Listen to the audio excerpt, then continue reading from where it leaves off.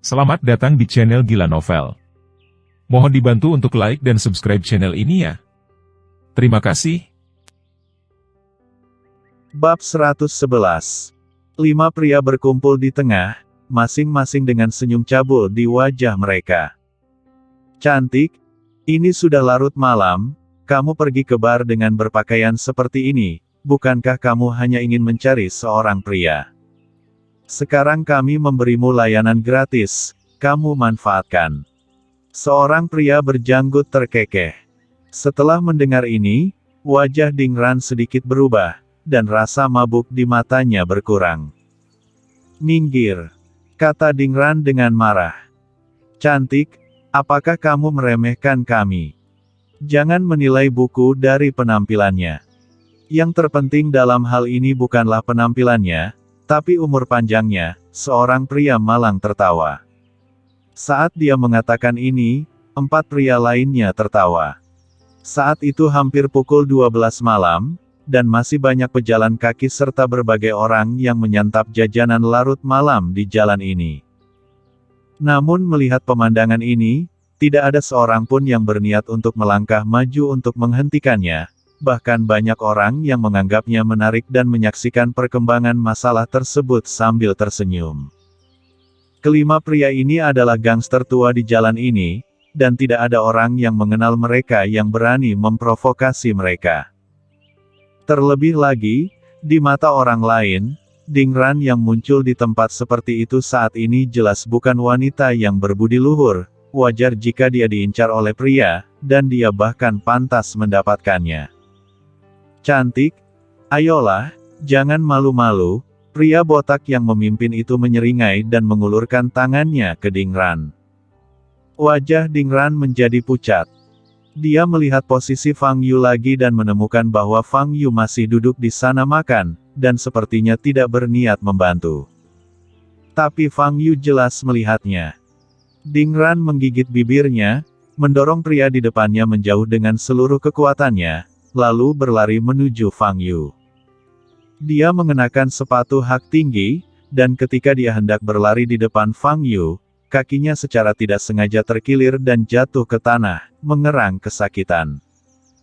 Kelima pria itu berjalan menuju Dingran perlahan dengan senyum cabul di wajah mereka. Dingran mengangkat kepalanya dan menemukan bahwa Fang Yu masih asyik makan, dan berbisik, "Fang Yu, bantu aku." Fang Yu menghabiskan semua bihun di piring dan memandang Dingran. Saat ini, Dingran duduk di tanah, menutupi pergelangan kaki kirinya, wajahnya pucat, dan matanya yang indah penuh dengan permintaan. 5 gangster telah berjalan di depan Dingran. Cantik, tidak bisakah kamu berjalan lagi? Saudaraku, tolong antar kamu istirahat. Ini sudah larut. Aku menyukai adik perempuan paling energik sepertimu. Saudara-saudara pasti akan sangat mencintaimu. Fang Yu mengambil tisu dan menyeka mulutnya, berdiri, dan berkata kepada 5 gangster itu, "Kamu tidak terlalu beruntung, kamu kebetulan bertemu denganku.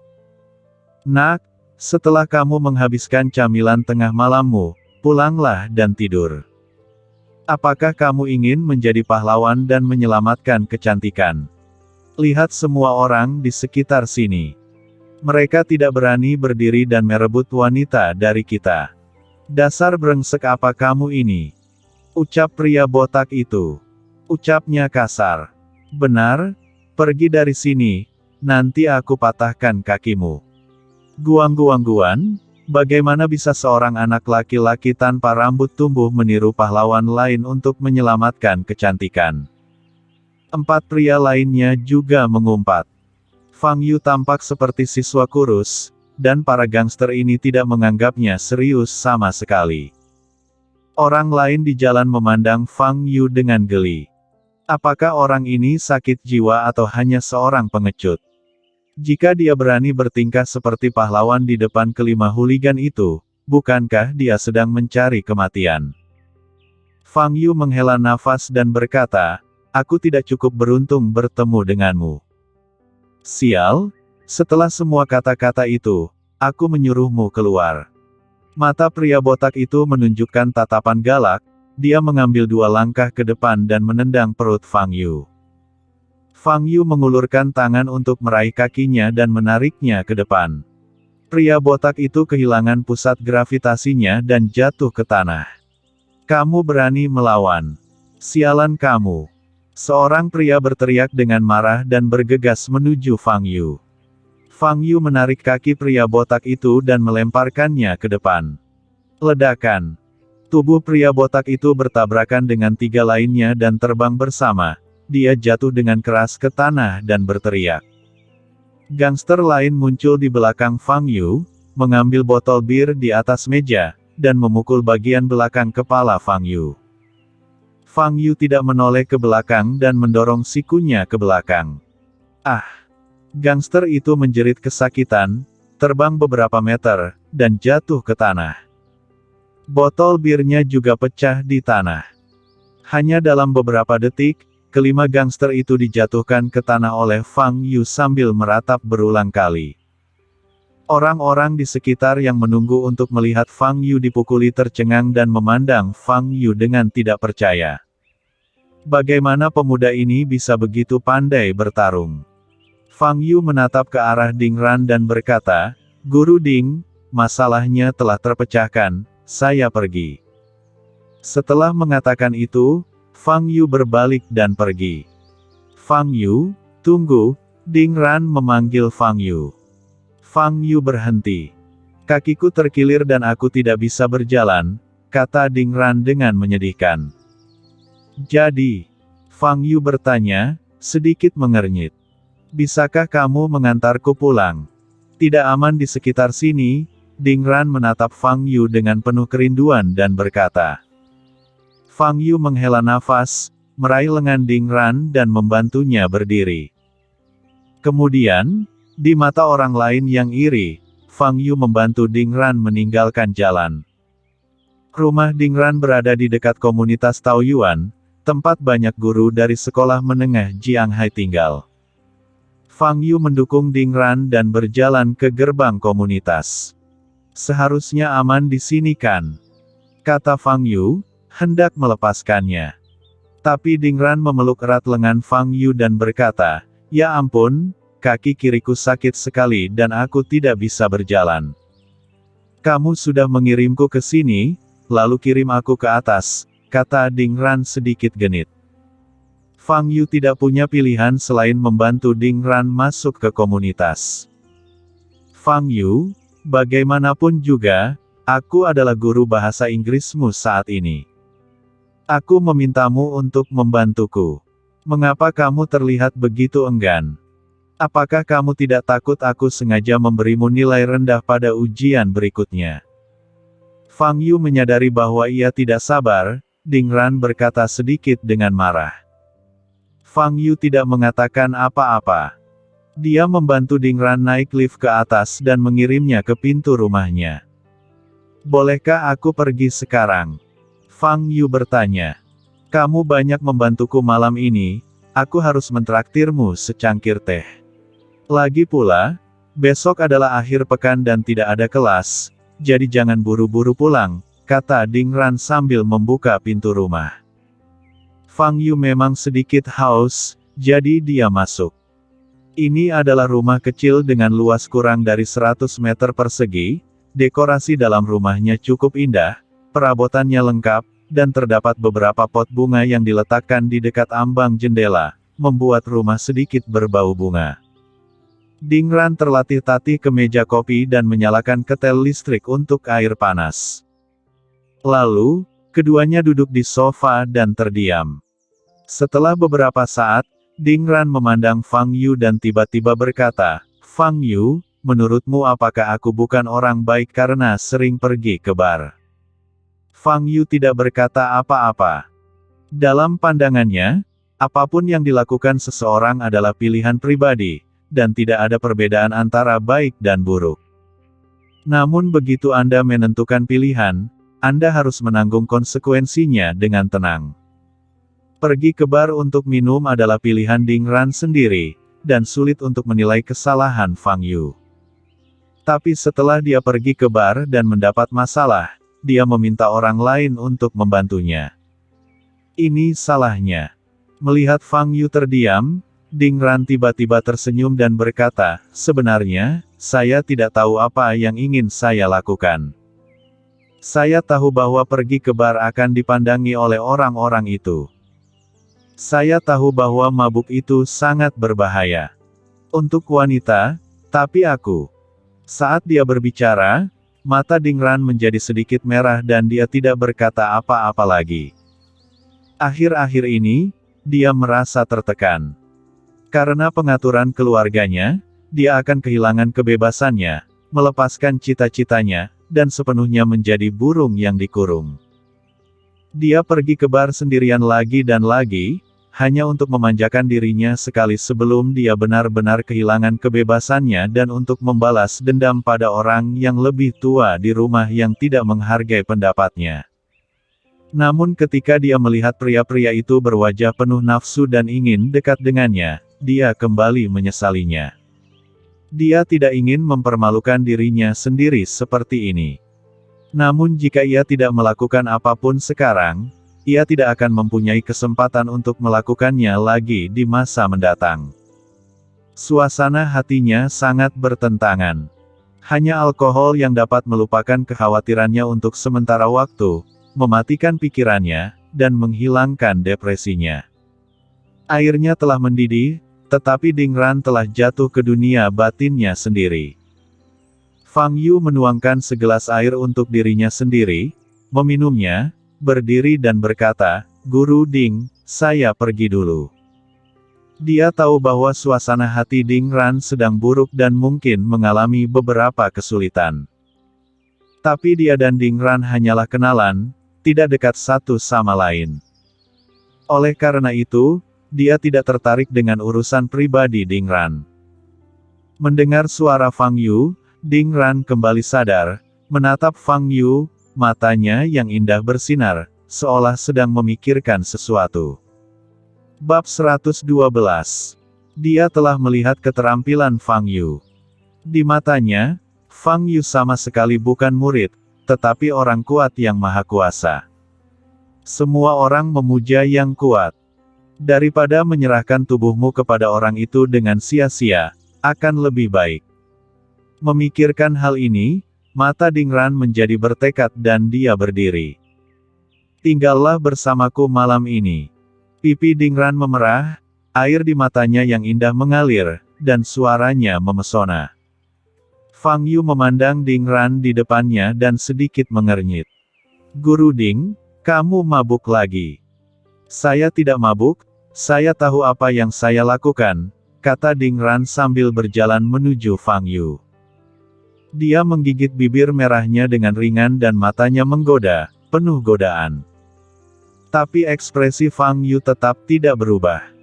Meski penampilan dan sosok Ding Ran lumayan, namun penampilannya yang menawan masih jauh tertinggal dari Liu Lianxia. Tetapi bahkan keterampilan pesona Liu Lianxia tidak berpengaruh padanya, apalagi Ding Ran. Fang Yu mengangkat tangan kanannya dan mengetukkan jari telunjuknya ke dahi Ding Ran. Dengan kilatan cahaya putih, Ding Ran yang semula dalam keadaan gembira tiba-tiba merasa lelah, memejamkan mata dan tertidur. Fang Yu membaringkannya di sofa dan meninggalkan rumah Ding Ran. Firan novel. Wanita ini sangat mampu menimbulkan masalah. Kamu harus menjauh sebisa mungkin, pikir Fang Yu dalam hati. Saat itu sudah jam 1 pagi ketika Fang Yu kembali ke rumah. Tapi dia tidur terlalu lama di sore hari dan sekarang dia tidak merasa mengantuk. Jadi, dia mengeluarkan kotak kayu yang berisi ramuan dalam binatang iblis itu. Saat ia membuka kotak kayu tersebut, ia dapat melihat 23 ramuan bagian dalam ditempatkan di dalamnya, dan ia dapat merasakan energi spiritual yang terkandung di dalamnya. Qin Wu Dao, keluarga anak laki-laki itu memiliki bisnis besar, jadi dia membawakanku selusin ramuan dalam binatang iblis.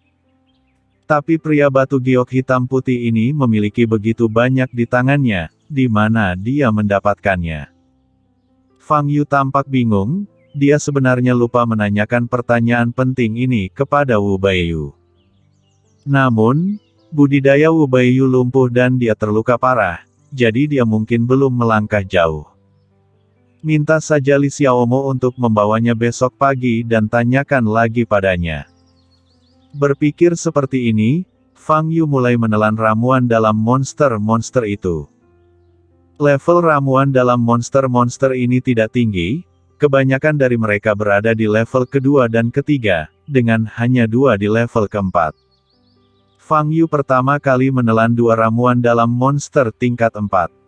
Ramuan batin dimurnikan di dalam tubuh, memancarkan semburan energi spiritual, yang semuanya diserap oleh dantian Fang Yu.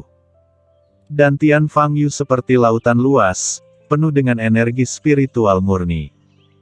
Kapasitas dantian terlalu besar, yang merupakan alasan mendasar mengapa Fang Yu tidak dapat membangun yayasan. Kapasitas dantian kebanyakan orang terbatas. Ketika kebanyakan orang mencapai tahap pemurnian Qi tingkat 12, energi spiritual dalam dantian mereka mencapai keadaan melimpah dan tidak dapat menyerap energi spiritual lagi, sehingga menerobos ke tahap pembangunan fondasi. Namun, dantian Fang Yu tidak akan pernah mencapai kondisi yang memadai, dan tidak peduli berapa banyak energi spiritual yang diserapnya, hal itu akan menyebabkan Fang Yu tidak dapat membangun fondasinya. Segera, Fang Yu memurnikan ke-23 ramuan dalam binatang iblis. Setelah pemurnian, tingkat budidayanya mencapai tingkat 9.860 dari tahap pemurnian Qi. Masih ada 140 lantai tersisa. Mata Fang Yu bersinar merah, dan dia sangat bersemangat. Dia benar-benar ingin tahu perubahan apa yang akan terjadi pada tubuhnya setelah mencapai tahap pemurnian Qi tingkat 10.000. Meskipun energi spiritual dalam dantiannya belum dalam keadaan penuh, dia dapat merasakan bahwa energi spiritual tersebut telah menjadi agak jenuh akhir-akhir ini. Dia punya firasat bahwa selama dia berhasil menembus tahap pemurnian Qi tingkat 10.000, dia pasti akan mencapai alam baru. Fang Yu tidak tahu apakah ranah ini adalah tahap pembangunan fondasi, dan dia tidak tahu apapun. Bagaimanapun, dia adalah satu-satunya orang dalam sejarah yang dapat berlatih selama 5.000 tahun selama periode pemurnian Qi. Namun, tidak peduli apa tingkatannya, selama itu bukan periode pemurnian Qi, itu akan baik-baik saja. Di dunia ini, hanya Tuhan yang tahu betapa Fang Yu membenci tahap pemurnian Qi. Karena ranah ini, ia telah diblokir selama hampir 5.000 tahun. Tingkat 140, kita harus mempercepat, kita harus menemukan cara untuk mengumpulkan lebih banyak ramuan dalam binatang iblis, dan menyerap lebih banyak budidaya para biksu pembangun fondasi itu. Mata Fang Yu berkedip, dan dia sangat bersemangat. Dia tiba-tiba teringat pada Guru Long, yang disebut sebagai majikan yang menyatakan perang terhadapnya di depan umum. Guru Long saat ini sedang mundur, mencoba menerobos ke ranah Wu Zun, yang setara dengan tahap pembentukan pil. Selama tahap pembentukan ramuan, ramuan emas akan terkondensasi di dalam tubuh, dan energi spiritual yang terkandung di dalamnya, mungkin setara dengan ramuan dalam monster tingkat 9. Guru Long, kamu harus mundur dengan baik, dan kamu harus berhasil menerobos ke tahap pembentukan ramuan. Aku mengandalkan ramuan emasmu, pikir Fang Yu dalam hati. Keesokan harinya adalah akhir pekan, dan Fang Yu bangun untuk lari pagi. Di trotoar sebelah Lijiang, Fang Yu berlari perlahan. Saat berlari, dia menemukan seorang gadis mengenakan topi merah muda dan pakaian olahraga duduk di bangku batu di depannya. Fang Yu bisa melihat sekilas penampilan orang ini. Xia Tinghe lah yang menyebabkan masalah baginya selama 2 hari terakhir. Mengapa Anda tidak berhenti untuk akhir pekan yang besar? Fang Yu sedikit mengernyit, pura-pura tidak melihatnya, dan terus berlari ke depan. Tapi dia pura-pura tidak melihat Xia Tinghe, tapi sekilas Xia Tinghe melihatnya. Teman sekelas Fang Yu. Xia Tinghe tampak senang dan berdiri. Fang Yu pura-pura tidak mendengar dan terus berlari ke depan. Xia Tinghe tertegun sejenak, menggigit bibir merah mudanya, dan mengikuti. Teman sekelas Fang Yu, aku datang ke sini untuk meminta maaf padamu. Apa yang terjadi 2 hari lalu adalah kesalahanku. Aku salah paham padamu, kata Xia Tinghe sambil berlari di samping Fang Yu. Fang Yu melirik Xia Tinghe dan berkata, jadi, apakah ada hal lain yang harus kamu lakukan? Untuk meminta maaf, aku ingin mengundangmu ke rumahku untuk makan. Wajah Xia Tinghe menjadi sedikit merah dan dia berbisik. Ini adalah pertama kalinya dia mengundang seorang anak laki-laki pulang dan dia sangat pemalu. Jika bukan karena permintaan kakeknya, dia mungkin tidak akan pernah mengatakan hal seperti itu seumur hidupnya. Makan. Fang Yu memandang Xia Tinghe dan sedikit menyipitkan matanya. Baru kemarin, dia membawa Huang Xiaolong untuk memberi pelajaran pada Fang Yu. Hari ini, kenapa kamu tiba-tiba meminta maaf dan mengundangku makan malam lagi? Dilihat dari ekspresi dan mata Xia Tinghe, jelas ada seseorang yang memintanya melakukan ini. Tidak perlu bertele-tele, mungkin kakekmu yang ingin bertemu denganku kan? Fang Yu berkata sambil tersenyum tipis. Wajah Xia Tinghe sedikit berubah, lalu mengangguk dan berkata, "Yah, kakekku yang ingin bertemu denganmu. Tolong kembalilah, aku tidak tertarik untuk bertemu dengannya," kata Fang Yu. Saat pertama kali bertemu Xia Heguang, Fang Yu tahu bahwa Xia Heguang seharusnya menjadi tokoh senior di wilayah militer. Sedangkan untuk militer, Fang Yu tidak ingin dekat dengan mereka. Karena jika dia berurusan dengan mereka, identitas Fang Yu mungkin akan meninggalkan file di Tiongkok, yang akan menimbulkan masalah baginya. Melihat penolakan langsung Fang Yu, Xia Tinghe merasa sangat malu. Sebagai putri dari keluarga Xia, ini adalah pertama kalinya dia mengundang seseorang ke rumah untuk makan malam, tetapi dia ditolak tanpa ragu-ragu.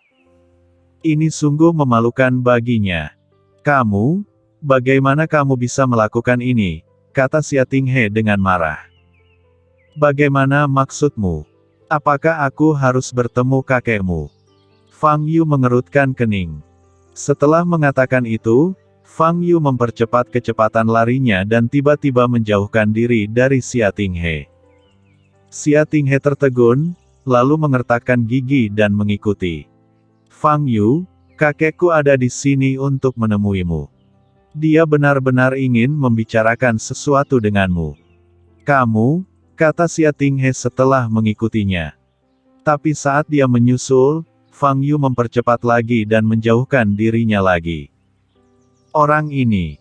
Wajah Xia Tinghe memerah karena marah. Dia mengedarkan energi batinnya dan bergegas menuju Fang Yu. Bagaimanapun, dia adalah prajurit bawaan tingkat 9, dan fisiknya masih jauh lebih kuat daripada orang biasa. Tapi dia sudah meningkatkan kecepatannya hingga batasnya, dan tidak bisa mengejar Fang Yu. Sebaliknya, Fang Yu menariknya semakin jauh, sampai dia tidak bisa lagi melihat siapapun.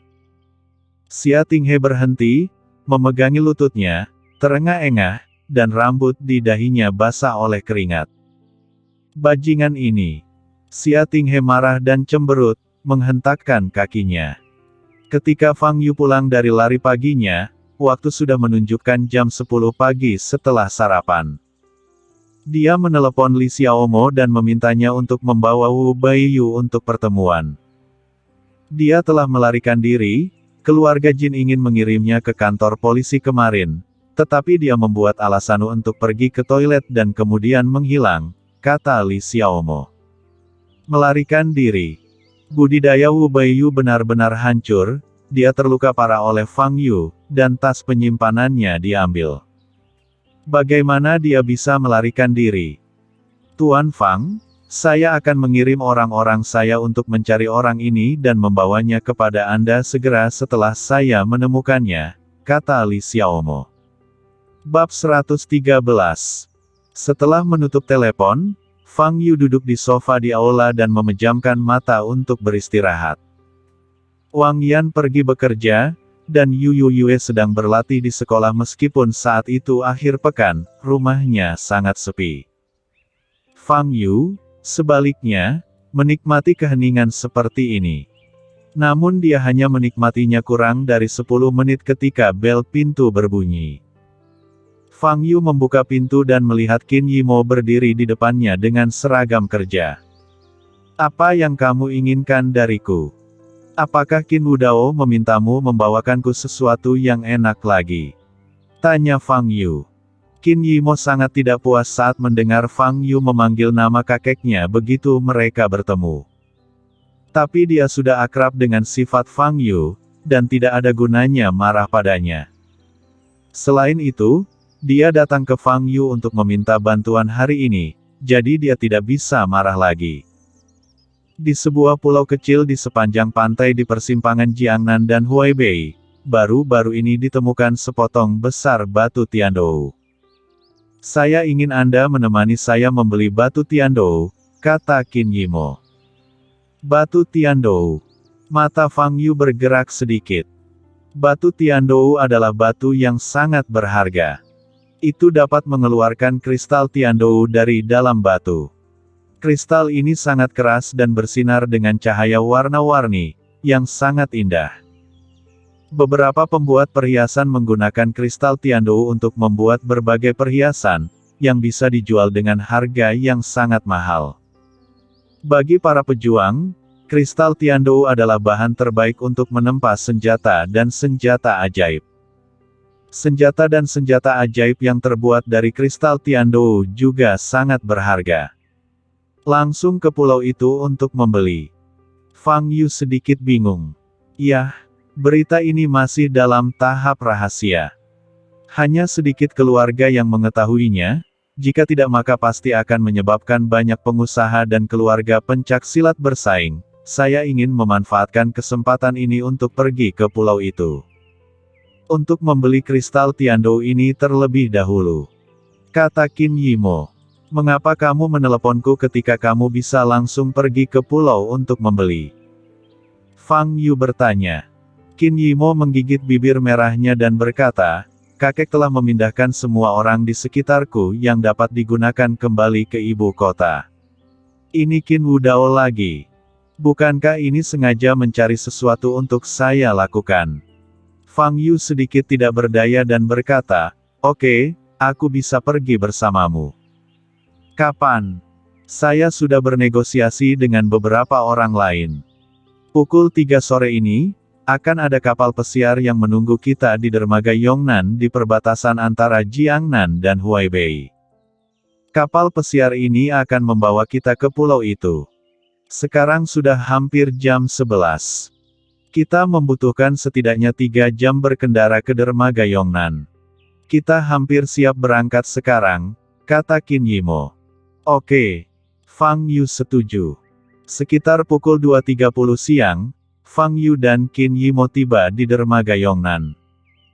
Di dalam mobil, Qin Yimo mengulangi trik lamanya dan menyamarkan Fang Yu. Saat ini, Fang Yu sekali lagi menjelma menjadi Tuan Daotian, yang terkenal di dunia seni bela diri Jiangnan.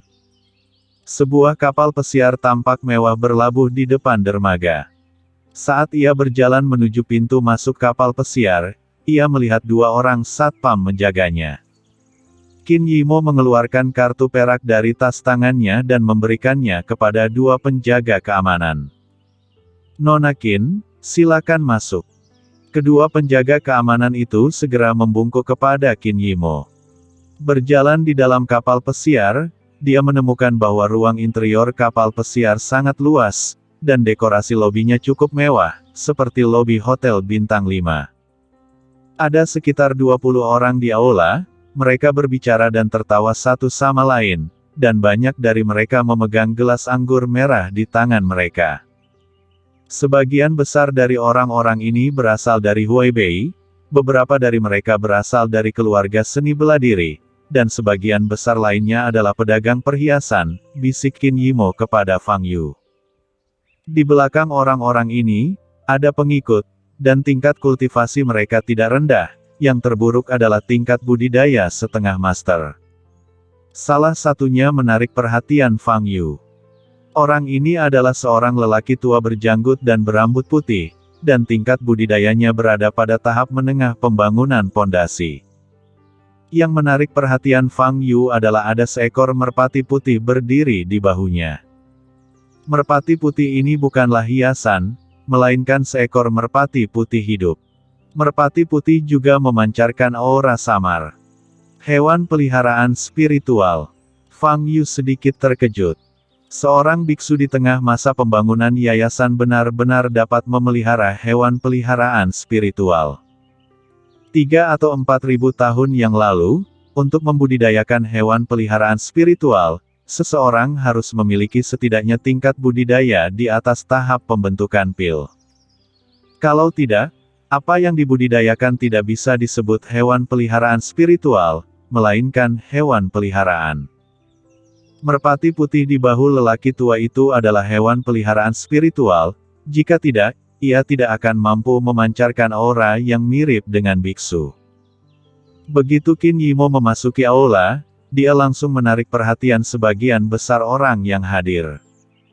Bukan hanya karena penampilan dan temperamen Qin Yimo, tapi yang lebih penting, identitasnya. Putri keluarga Qin di ibu kota. Tingkat identitas ini saja sudah cukup untuk menakuti sebagian besar orang yang hadir. Mata tertuju pada Qin Yimo, dan Qin Yimo langsung menjadi fokus seluruh aula. Qin Yimo sudah terbiasa dengan tatapan seperti ini dan cukup tenang.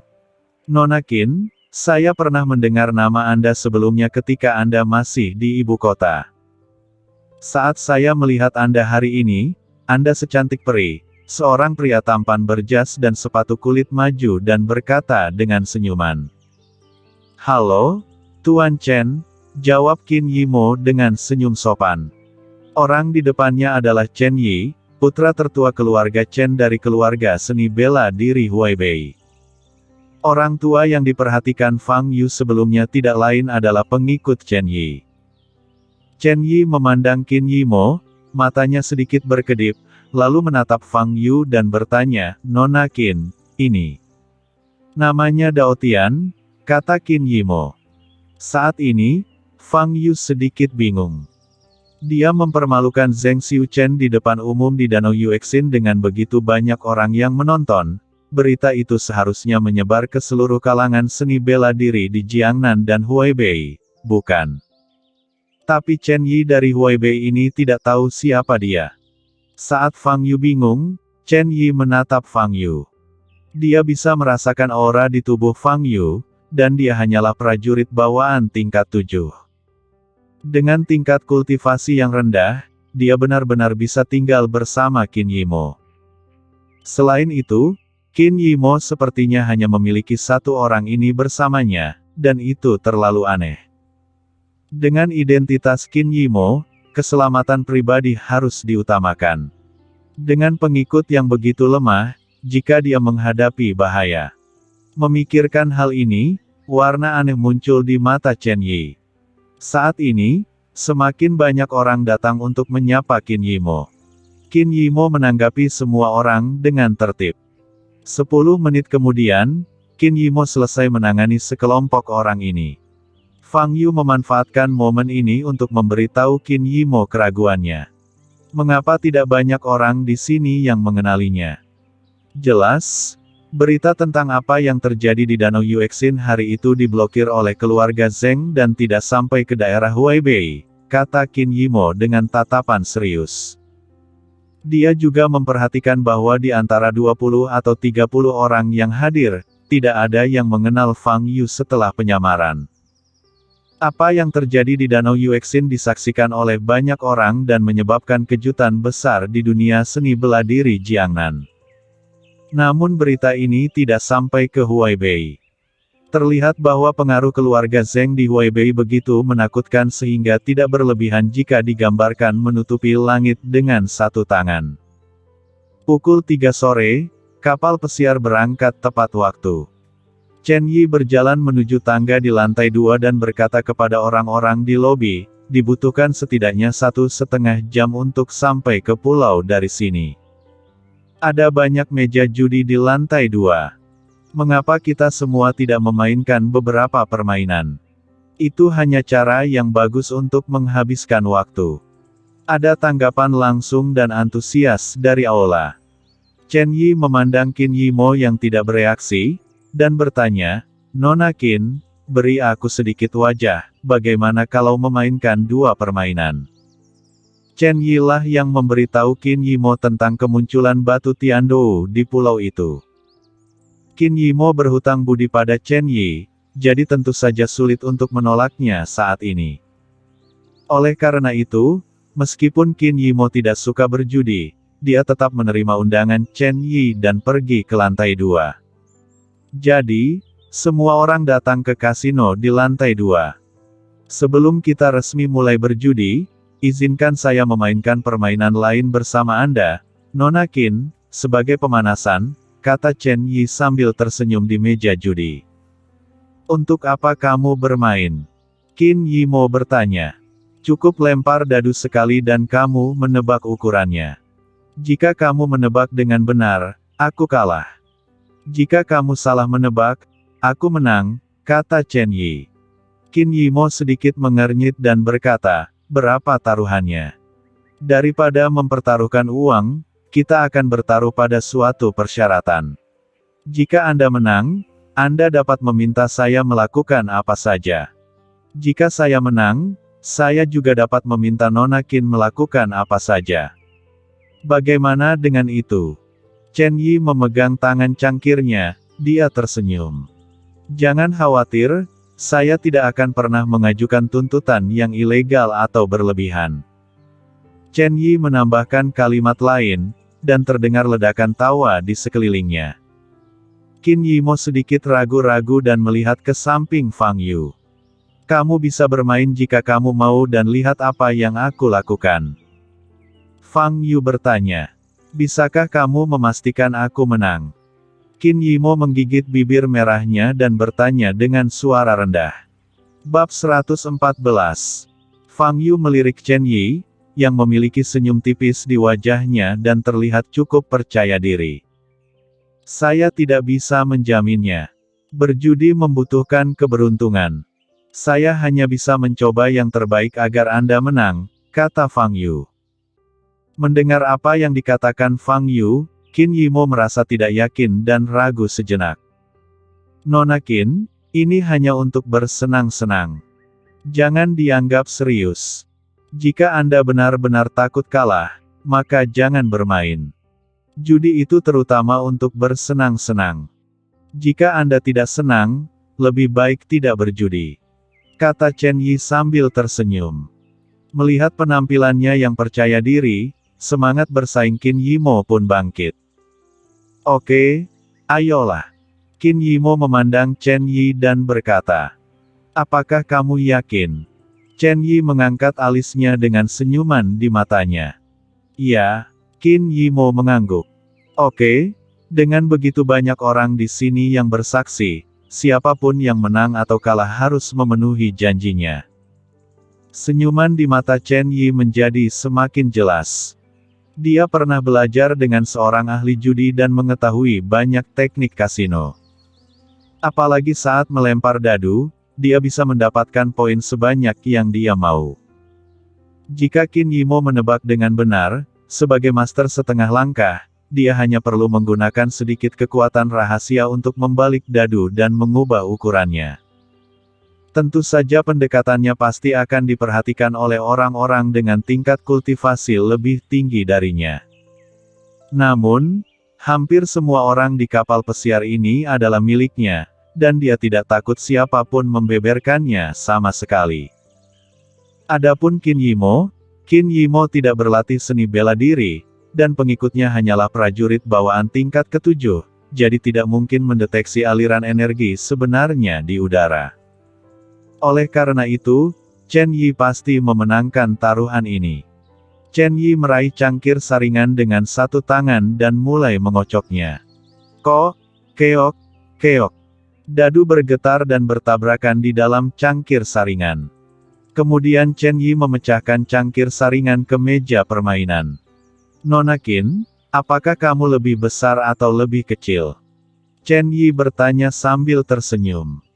Ada 3 buah dadu di dalam mangkuk ayakan, jumlah ketiga titik dadu tersebut adalah 1-10 yang kecil, dan 11-18 yang besar. Qin Yimo menoleh untuk melihat Fang Yu, yang membuat karakter, dan dengan mulutnya. Besar, kata Qin Yimo tegas. Mata Chen Yi sedikit berkedip karena dia tahu tebakan Qin Yimo benar. Tapi tidak ada gunanya menebak dengan benar. Dia sekarang dapat menggunakan kekuatan rahasianya untuk membalik dadu di dalam saringan tanpa ada yang menyadarinya. Sambil memikirkan hal ini, dia sudah mulai melakukannya.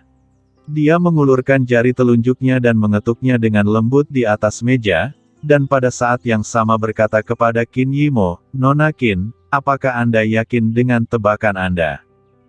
"Baik." Qin Yimo mengangguk. Saat ini, Fang Yu memperhatikan gerakan kecil Chen Yi. Ingin mengubah ukuran dadu di saringan dengan mengetuk kekuatan gelap di meja menggunakan jari Anda. Dia hanya mencoba menebak besar atau kecil, tapi dia masih harus menggunakan kekuatan batinnya untuk menghasilkan banyak uang. Bukankah orang ini terlalu menyebalkan?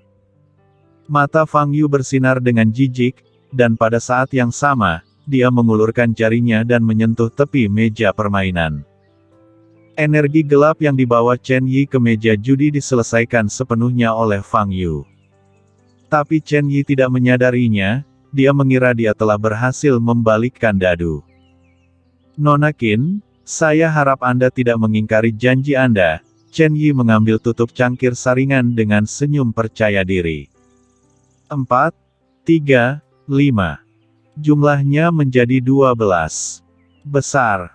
Orang-orang di sekitarnya siap bersorak, tetapi mereka tercengang saat melihat hasil ini. Senyuman Chen Yi membeku di wajahnya. Dia tahu bahwa ini adalah nomor yang dia dapatkan sejak awal. Apa yang terjadi? Mengapa masih keluar angka 12? Dia jelas menggunakan kekuatan rahasianya untuk membalik dadu di cangkir saringan. Apa yang salah? Orang tua di belakang Chen Yi sedikit mengernyit, sedikit keraguan muncul di matanya. Dia memandang Qin Yimo dan kemudian ke Fang Yu, tetapi dia tidak melihat apapun. Salah satu dari 2 orang ini adalah manusia, dan yang lainnya hanyalah prajurit bawaan tingkat 7. Tidak mungkin kedua orang ini melakukan apapun di bawah hidungnya. Lawan tidak melakukan apapun, satu-satunya penjelasan adalah Chen Yi melakukan kesalahan saat menggunakan anjin. "Tuan Chen, saya menang," kata Qin Yimo dengan sudut mulut sedikit terangkat. Wajah Chen Yi hanya menegang sesaat, tetapi dia segera sadar kembali dan berkata sambil tersenyum, "Seperti yang diharapkan dari Nona Qin, dia benar-benar yang terbaik di antara orang-orang. Keberuntungannya telah menghancurkanku sepenuhnya. Apakah kamu bersedia mengaku kalah?" Qin Yimo sedikit menyipitkan matanya dan menatap Chen Yi. "Tentu saja, Nona Qin, apapun yang Anda minta, saya tidak akan pernah mengingkari janji saya." Wajah Chen Yi kembali tenang dan dia berkata. Qin Yimo menoleh untuk melihat Fang Yu lagi dan bertanya, "Permintaan apa yang ingin kamu ajukan?" Fang Yu sedikit mengangkat alisnya dan berkata, "Mengapa kamu memintaku untuk mengajukan permintaan? Anda membantu saya memenangkan permainan ini, dan tentu saja hasilnya menjadi milik Anda," kata Qin Yimo. "Oke, kalau begitu biarkan Chen Yi ini melakukan 100 lompat jongkok," kata Fang Yu sambil tersenyum. Chen Yi, yang duduk di seberang meja judi, mau tak mau merasa cemburu dan bingung saat melihat Qin Yimo berbalik untuk menanyakan segala hal kepada Fang Yu. Tingkat budidaya Daotian ini sangat rendah, tetapi dia bisa menjadi pengikut pribadi Qin Yimo. Terlebih lagi, Qin Yimo sepertinya sangat mempercayainya dan bahkan dekat dengannya. Apa yang terjadi? Mendengar permintaan Fang Yu, Qin Yimo tidak bisa menahan senyum, menoleh ke Chen Yi dan berkata, "Tuan Chen, Anda bilang Anda bisa meminta apa saja, bukan?" "Tentu saja, Dengan banyaknya orang yang hadir, saya tidak akan menyesalinya, kata Chen Yi sambil tersenyum dan merentangkan tangannya. Oke, kalau begitu kamu bisa melakukan 100 lompat jongkok, kata Qin Yimo. Lompat jongkok. Chen Yi tertegun sejenak dan bertanya. Iya, ini hanya lompat jongkok, seharusnya tidak ada masalah, kata Qin Yimo sambil tersenyum. Tentu saja tidak masalah. Wajah Chen Yi sedikit kaku, tapi dia tetap setuju. Kemudian, di bawah tatapan aneh semua orang, Chen Yi mulai berjongkok dan melompat. Sebagai master setengah langkah, melakukan 100 lompat jongkok tentu saja bukanlah masalah besar, bahkan bisa dikatakan sangat mudah. Hanya saja adegannya sangat lucu. Putra tertua keluarga Chen yang bermartabat benar-benar melakukan lompat jongkok di kasino kapal pesiar. Jika masalah ini menyebar, Chen Yi pasti akan ditertawakan. Namun, Chen Yi tidak punya pilihan lain, dia mengusulkan taruhan dan isinya, dia benar-benar tidak bisa menyesalinya. Segera, Chen Yi menyelesaikan 100 lompatan jongkok. Perlu waktu 1 jam lagi untuk sampai ke pulau itu. Ayo kita mainkan permainan kartu sungguhan selanjutnya, Chen Yi melirik arlojinya dan berkata. Qin Yimo sedikit mengernyit dan berkata, saya tidak pandai bermain kartu. Kami akan memainkan apapun yang Anda tahu cara bermainnya. Tidak masalah. Cobalah saja, saran Chen Yi. Setelah mengalami kegagalan sebelumnya, kini ia harus mendapatkan kembali mukanya. Dia percaya bahwa dia telah melakukan kesalahan saat melempar dadu tadi, jika tidak, dia tidak dapat menjelaskannya. Tidak peduli apa, dia harus memenangkan puluhan juta dari Qin Yimo hari ini untuk memenangkan kembali wajahnya. Kalau begitu mari kita mainkan yang paling sederhana, ambil kartu dan bandingkan angkanya, jawab Qin Yimo. Chen Yi dalam keadaan linglung, awalnya dia ingin memainkan beberapa permainan kartu kelas atas, tapi sepertinya dia tidak punya kesempatan. Namun perbandingan besar dan kecil juga sangat mudah dimenangkan oleh Chen Yi, karena ia telah mempraktekkan teknik pencatatan kartu terkait. Oke, bagaimana kalau bermain game 1 juta? Bagaimana? Tidak akan menyenangkan tanpa taruhan, kata Chen Yi. Tidak masalah. Qin Yimo mengangguk. Dia sekarang mempercayai Fang Yu tanpa syarat. Jika dia bisa menang, dia akan menang. Jika dia tidak bisa menang, dia akan menerima nasibnya. Bagaimanapun, 1 juta bukanlah apa-apa baginya. Kemudian, Chen Yi menelepon Dealer dan memintanya untuk mengocok kartunya. Saat Dealer sedang mengocok kartu, Chen Yi menatap tangan Dealer yang sedang mengocok. Fang Yu, sebaliknya, juga memperhatikan Dealer mengocok kartunya. Setelah itu, Dealer mengatur kartu yang dikocok di atas meja untuk diambil oleh Chen Yi dan Qin Yimo. Nona Qin, tolong Nona dulu, kata Chen Yi. Kartu ke-13 dari tangan kiri, Fang Yu berbisik di telinga Qin Yimo. Qin Yimo mengangguk dan mengambil kartu itu ke tangannya seperti yang dikatakan Fang Yu. Ekspresi Chen Yi berubah drastis saat dia melihat kartu yang diambil Qin Yimo. Dia tahu bahwa yang diambil Qin Yimo adalah raja sekop terbesar. Tidak ada gunanya kartu apapun yang dia ambil sekarang, itu tidak bisa lebih baik dari kartu di tangan Qin Yimo. Dia kalah. Tapi dia tidak punya pilihan selain menarik kartu. Setelah kartunya terungkap, terdengar ledakan seru dari sekitar. Tangan Qin Yimo memang adalah raja sekop, kartu terbesar di kartu tersebut, sedangkan Chen Yi memiliki ratu sekop. Chen Yi kehilangan 1 juta. Permainan kedua. Apakah kamu ingin aku memulai dulu kali ini? Qin Yimo bertanya. Tentu saja, Nona dulu. Chen Yi tidak percaya pada kejahatan. Dia tidak percaya bahwa Qin Yimo benar-benar seberuntung itu. Yang keenam dari kanan, Fang Yu mengingatkan Qin Yimo lagi. Qin Yimo melakukan apa yang diperintahkan. Ekspresi Chen Yi berubah drastis. Sekop K diambil lagi oleh Qin Yimo. Bab 115. Chen Yi kehilangan 1 juta lagi. Orang-orang di sekitarnya berseru lagi. Qin Yimo menarik Raja Sekop, kartu terbesar, dalam 2 pertandingan berturut-turut. Bukankah keberuntungan ini luar biasa? Bahkan Qin Yimo sendiri pun terkejut. Dia tidak menyangka Fang Yu benar-benar bisa membiarkannya mendapat Raja Sekop terbesar dalam 2 pertandingan berturut-turut. Saat ini, Chen Yi memandang Fang Yu, yang berdiri di samping Qin Yimo dengan wajah tanpa ekspresi, dengan mata tajam. Dia tahu bahwa hanya dengan keberuntungan, Qin Yimo tidak akan pernah bisa mendapat Raja Sekop dalam 2 pertandingan berturut-turut. Selain itu, Qin Yimo akan bertanya kepada Dao Tian di sebelahnya setiap kali sebelum mengambil kartu. Ada yang aneh dengan Dao Tian ini. Permainan ketiga. Apakah kamu ingin aku memulai dulu? Qin Yimo berkata dengan sedikit lengkungan di sudut mulutnya. Haha, Nona Qin mendapat Sekop terbesar dalam 2 pertandingan berturut-turut. Saya mungkin perlu mengubah keberuntungan saya.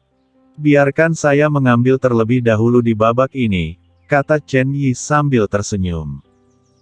Dengan keterampilan mencatat kartu yang telah dia pelajari, selama dia mengambil kartunya terlebih dahulu, dia juga dapat menarik Raja Sekop terbesar. Dia telah kalah 3 pertandingan berturut-turut, dia harus mendapatkan kembali wajahnya. Dialer mengocok kartunya lagi. Kali ini, Chen Yi melihatnya dengan sangat serius. Tidak peduli apa, dia tidak boleh kalah lagi. Dialer mengocok kartu-kartu tersebut dan menyusunnya kembali di meja permainan. Kali ini, Chen Yi yakin dia tahu kartu mana yang merupakan Raja Sekop. Dia segera mengulurkan tangannya dan mengambil sebuah kartu di tengahnya. Tidak ada yang memperhatikan bahwa sebelum Chen Yi menarik kartunya, Fang Yu mengetukkan jarinya dengan ringan ke meja permainan. Kartu mana yang akan kamu ambil kali ini? Qin Yimo menoleh lagi dan bertanya pada Fang Yu. Apa saja apapun yang kamu mau, jawab Fang Yu. Hanya asal. Qin Yimo sedikit mengernyit, tapi segera alisnya mengendur. Bagaimanapun, Fang Yu bukanlah dewa. Dia mungkin salah menilai yang ini dan tidak yakin mana yang terbesar. Ini normal. Tidak masalah jika dia kalah, simpan muka untuk Chen Yi dan jangan melakukan kesalahan apapun. Ketika ia sampai di pulau itu nanti, ia mungkin ingin meminta bantuan Chen Yi. Jadi, Qin Yimo secara acak mengambil kartu sesuai keinginannya sendiri. Sekilas, itu hanyalah 3 berlian, yang dianggap sebagai kartu yang sangat kecil. Melihat kartu ini, terdengar desahan dari sekeliling. Mereka mengira Qin Yimo akan menarik Raja Sekop 3 kali berturut-turut, dan keberuntungannya akan sangat luar biasa. Dalam kalimat ini, Tuan Chen Yi pasti menang. Chen Yi berkata dengan senyuman di wajahnya, Nona Qin, sepertinya ada benarnya pepatah bahwa angin dan air bergantian. Soalnya, setelah mengubah urutan gambar kartu, keberuntunganmu tidak akan begitu baik kan? Setelah mengatakan itu, Chen Yi menyerahkan kartu di tangannya.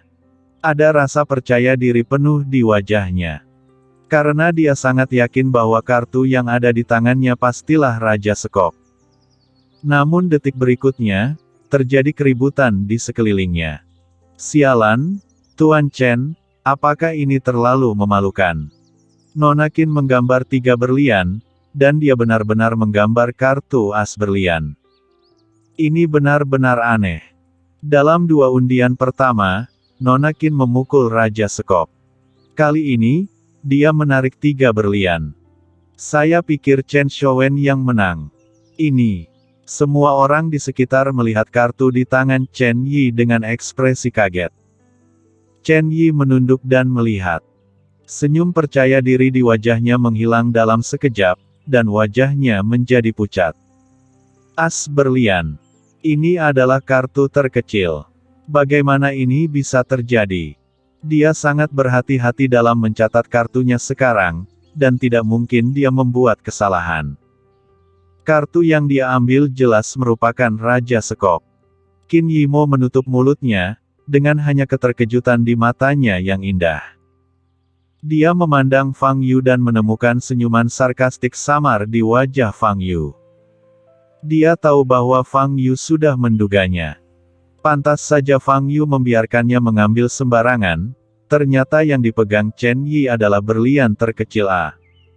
Dengan cara ini, kartu apapun yang diambil Qin Yimo, akan lebih tinggi dari kartu di tangan Chen Yi. Melihat wajah Chen Yi berubah warna menjadi hati babi, Qin Yimo menahan senyumnya dan berkata, "Tuan Chen, mengapa kita tidak mengakhirinya saja? Anda mungkin tidak beruntung hari ini." Chen Yi mengangkat kepalanya dan melihat senyum sinis di wajah Fang Yu, yang berdiri di seberangnya. Dia tidak tahan lagi, membanting meja dan berdiri, menunjuk ke arah Fang Yu dan berkata dengan marah, "Kamu curang." Fang Yu tidak bereaksi, tapi ekspresi Qin Yimo berubah. Fang Yu berdiri di sampingnya tanpa bergerak. Bagaimana dia bisa keluar dari dunia ini? Tidak hanya Qin Yimo, tetapi semua orang yang hadir memandang Chen Yi dengan ekspresi aneh. Dengan begitu banyak perhatian tertuju pada meja judi, mereka tidak melihat pergerakan apapun dari Fang Yu sama sekali.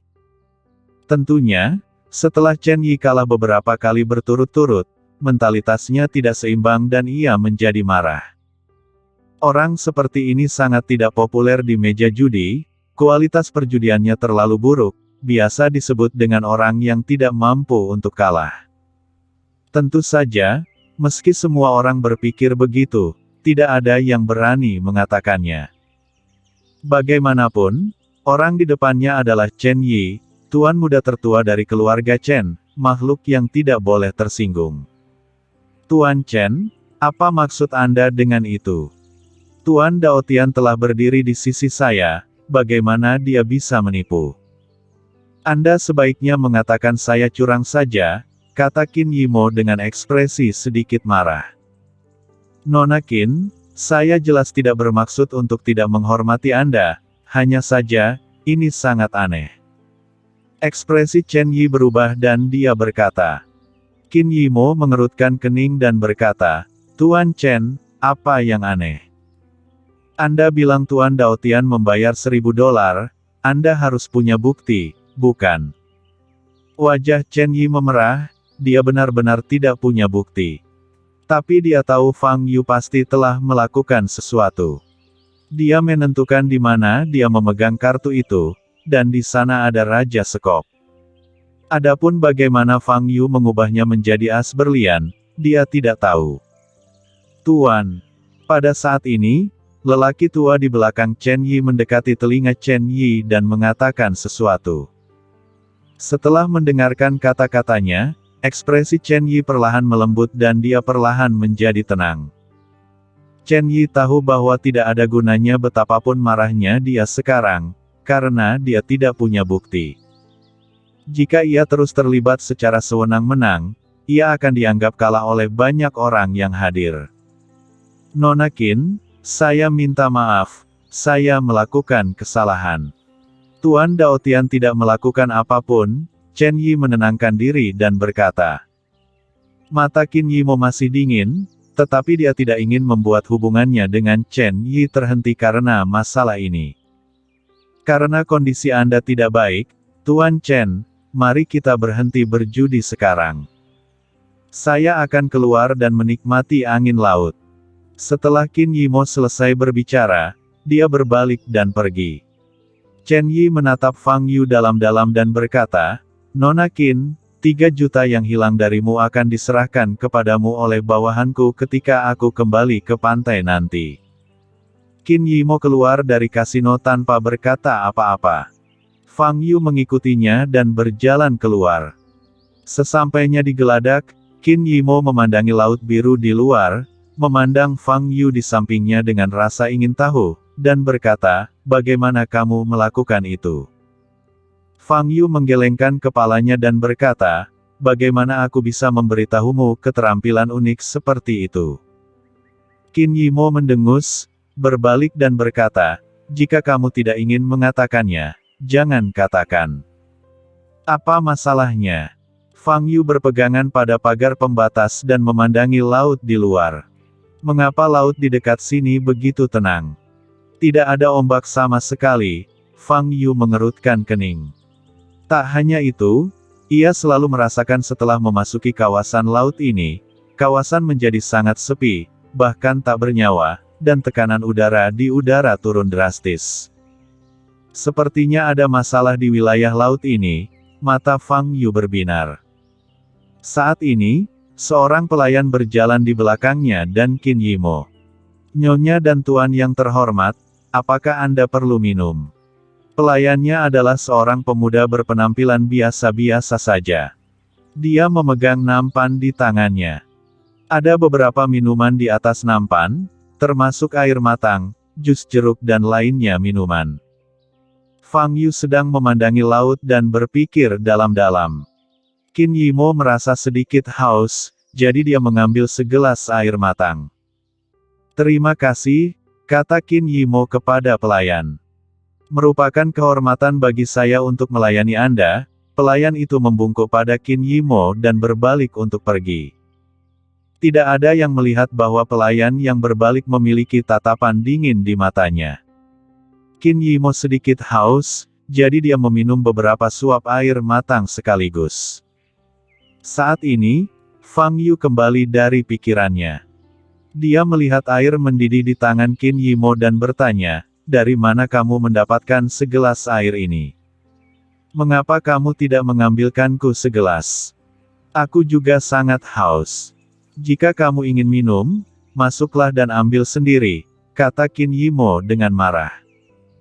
Oke, mari kita lihat apa yang bisa kita makan, kata Fang Yu sambil kembali ke lobi kapal pesiar. Saat ini, Chen Yi dan yang lainnya telah kembali ke lobi di lantai pertama. Sekitar setengah jam lagi, kita akan bisa mencapai pulau itu, kata Chen Yi.